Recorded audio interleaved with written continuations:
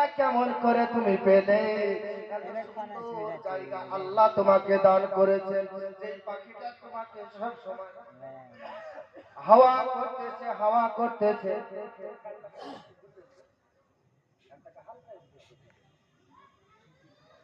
হাওয়া করতেছে, এত সুন্দর জায়গা কেমন করে পেলে? এমন অবস্থায় মেয়েটি বলতেছেন, বোন গো, পৃথিবীর জমিনে আল্লাহ পাক রব্বুল আলামিন আমাকে একটি সুন্দর জিনিস দিয়েছিল, যে জিনিসটা হলো আমার প্রাণের স্বামী। সুবহানাল্লাহ, সুবহানাল্লাহ। যেই স্বামীটা যখন যেই কথা বলতো, সর্ব কথাগুলো আমরা শুনতাম, আমি শুনতাম। যদি ফরজেও কোন রকমের কাজা হয়ে যেত বা কোন রকম খাটতে হয়ে যেত, কিন্তু আমার স্বামীর অবাধ্য কখনো হতাম না। এই কারণে আমার আল্লাহ পাক রব্বুল আলামিন আমাকে এত সুন্দর জায়গা দিয়েছেন। ওই আপনার কিনা মা জননী আবার ঘুরে আসতে লাগলে, আসার পরে দেখতেছেন যেন ওই জায়গা থেকে বাম দিকে লক্ষ্য করে, বাম দিকে লক্ষ্য করার পরে দেখতেছেন একজন মহিলা যেন আপনার বসে আছেন। মহিলার কাঁধে একটি পাখি বসে আছে। ওই পাখিটা আপনার কিনা দাঁত দিয়ে, তার আপনার মুখ দিয়ে আপনার মাথার মগজগুলো ঠুকরিয়ে ঠুকরিয়ে খাচ্ছে। আপনার কিনা এক কদম দুই কদম করে চলতে আরম্ভ করলেন। বাবা চলতে চলতে আপনার সেই বোনের কাছে যাওয়ার পরে বলতেছেন, বলে বোন গো, তোমার এই অবস্থা কেন?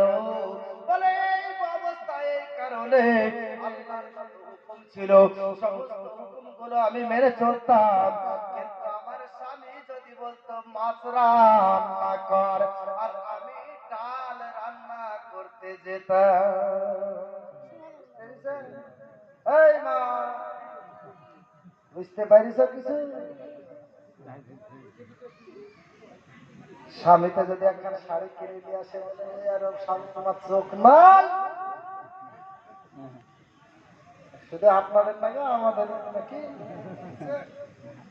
তোমার চোখ নাই, 1000 টাকা দামের শাড়ি পছন্দ হবে না, কিন্তু আপনার ওই 200 টাকা দামের শাড়ি পছন্দ হবে। যাই হোক, আল্লাহ পাক রব্বুল আলামিন আমাদের সকলকে সঠিক তৌফিক দান করেন। আমরা সকলে মিলে বলি আমিন। আপনারা কেউ উঠবেন না, খুব সুন্দর কোকিল কণ্ঠী বক্তা উপস্থিত আছেন। আপনাদেরকে আপনাদের মনোমুগ্ধকর ওয়াজ ইনশাআল্লাহ শোনাবেন। আপনারা কেউ এখান থেকে যাবেন না। তাহলে গজল যেহেতু শুনতে চাইছেন, তাহলে মদিনা থেকে একবার ঘুরে আসি নাকি? আচ্ছা, মদিনা থেকে কে যায় একটু হাতটা উঠান তো দেখি। এবার হাত উঠাবে না, কারণ 2 মিনিট হয়ে গেছে। এবার কিন্তু সঠিক কথাই বেরিয়েছে নাকি? বলছে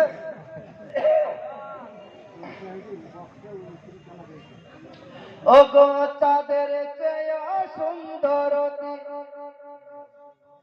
মা আয়েশা রাদিয়াল্লাহু তাআলা আনহা একদিন বসে আছে, এমত অবস্থায় নবী পাক সাল্লাল্লাহু আলাইহি ওয়াসাল্লাম তিনি আপনার মা আয়েশা রাদিয়াল্লাহু তাআলা আনহার জান মুবারকে মাথাটা দিয়ে আরাম করতেছেন।